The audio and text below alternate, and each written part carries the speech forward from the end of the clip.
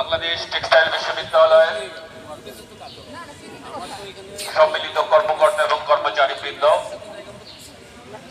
আপনাদের সবাইকে জানাচ্ছি সংগ্রামী শুভেচ্ছা।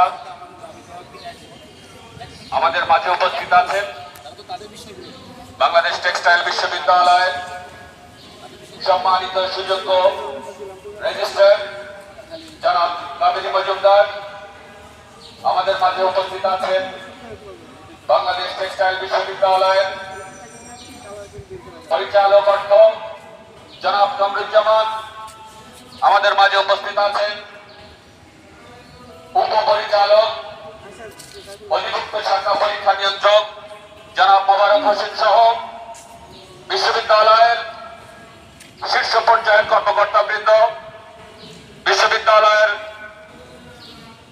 কর্মচারী সমিতির সংগ্রামী নেতৃবৃন্দ এবং কর্মকর্তা সমিতির বিপ্লবী সভাপতি এবং সংগ্রামী সাধারণ সম্পাদক সহ কর্মকর্তা সমিতির সংগ্রামী সদস্যবৃন্দ, আপনাদের সবাইকে সংগ্রামী শুভেচ্ছা জানিয়ে একটি কথা বলতে চাই। আপনারা জানেন, গত 1 জুলাই থেকে যুগপৎভাবে বাংলাদেশের সমগ্র বিশ্ববিদ্যালয়গুলো যারা এই মুহূর্তে অপারেশনে আছে, যে সকল বিশ্ববিদ্যালয় সবাই একযোগে কর্মবিরতিতে গেছে একটি দাবিতে, সেটি হচ্ছে প্রত্যয় নামক যে প্রহসনের স্কিম মাননীয় সরকার বাহাদুরের অর্থ মন্ত্রণালয়ের পেনশন সংক্রান্ত বডি যে প্রজ্ঞাপন জারি করেছে, সেই প্রজ্ঞাপনের বিরুদ্ধে।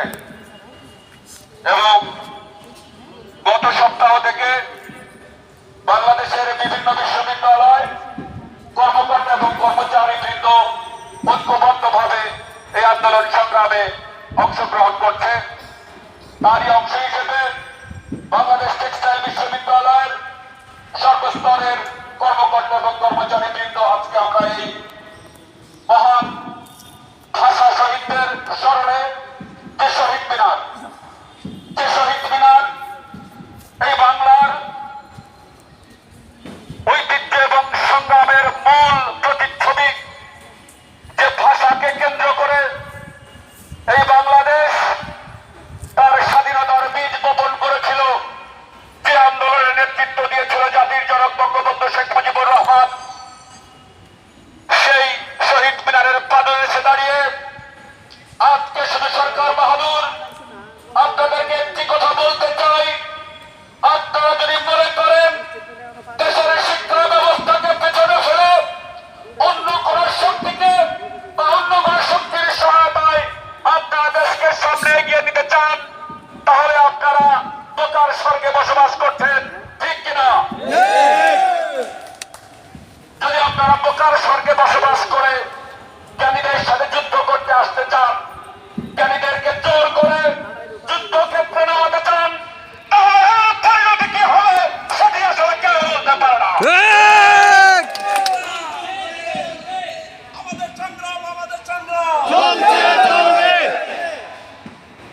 প্রিয় সংগ্রামী ভাইরা, আমরা রাজপথে নামতে চাইনি কখনো। সরকার বাহাদুর যদি আমাদেরকে রাজপথে নামতে বাধ্য করে,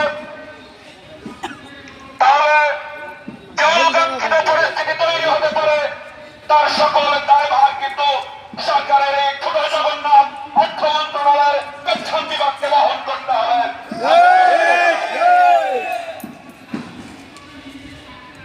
আমরা দেশের শিক্ষা ব্যবস্থায় সব থেকে বেশি গুরুত্বপূর্ণ ভূমিকা রেখে চলেছি।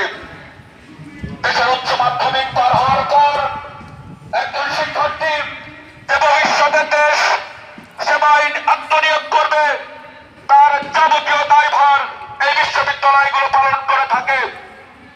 এটি কোনো দাতব্য সংস্থান নয়, এটি জনগণের ট্যাক্সের টাকায় পরিচালিত, এটি জনগণের রক্ত ঘামে অর্জিত মানুষের টাকায় এই বিশ্ববিদ্যালয়ের শিক্ষক কর্মকর্তা কর্মচারীরা বেতন পেয়ে থাকেন। এখান থেকে আমার বেতনের টাকা, আমার বোনাসের টাকা আপনাকে কাটার কে অধিকার দিয়েছে সেটি জানতে চায় এই বিশ্ববিদ্যালয়ের সকল পর্যায়ের কর্মকর্তা কর্মচারীবৃন্দ। প্রিয় ভাইরা, আমি যতদূর জেনেছি আমাদের পরিচালক অর্থ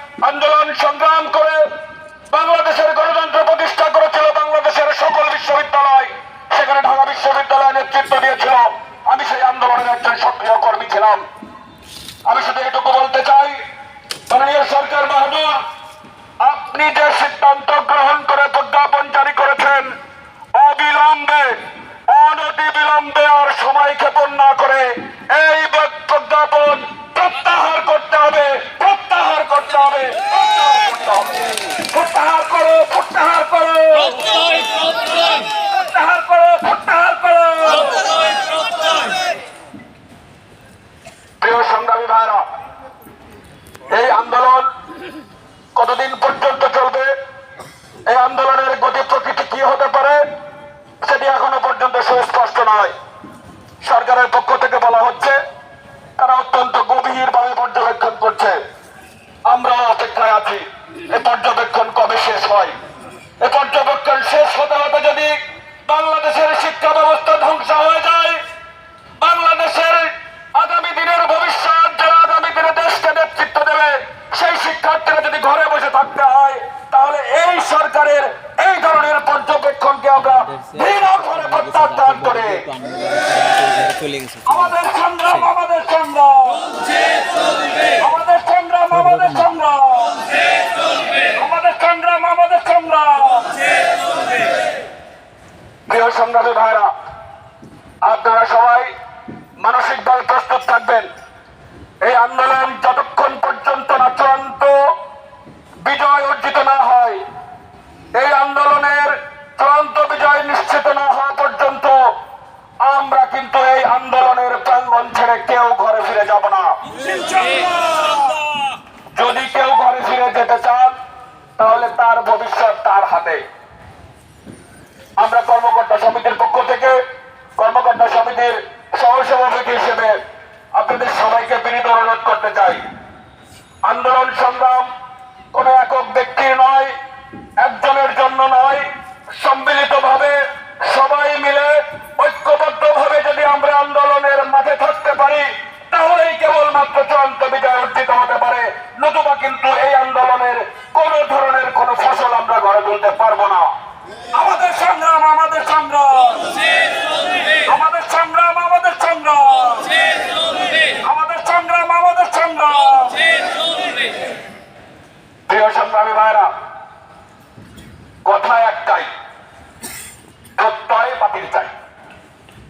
এখন স্লোগান হবে দাবি একটা, কথা একটা,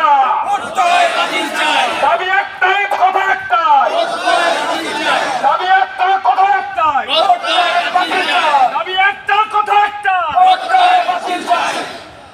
মাননীয় সরকার বাহাদুর আজকে আমাদেরকে যে সকল রাষ্ট্রীয় গোয়েন্দা সংস্থা আমাদেরকে শুনছেন, আপনাদেরকে বিনীত অনুরোধ করব, আপনারা সরকার বাহাদুরের কাছে অন্তত পক্ষে এই মেসেজটুকু দেওয়ার চেষ্টা করবেন যে বিশ্ববিদ্যালয়গুলোর শিক্ষক, কর্মকর্তা, কর্মচারী বৃন্দ তাদের কাজ ফেলে রাস্তায় অবস্থান করছে, বিশ্ববিদ্যালয়গুলোর মধ্যে অবস্থান করছে। যদি আন্দোলনের গতি প্রকৃতি রাজপথে নিয়ে যায়, তাহলে রাষ্ট্রের যে পরিস্থিতি তৈরি হবে, সেই পরিস্থিতির দায়ভার কিন্তু সরকারকে গ্রহণ করতে হবে। এই দায়ভার কিন্তু আমাদের কাছে কারো কাছে থাকবে না। আমরা আমাদের জীবনের নিরাপত্তা চাই।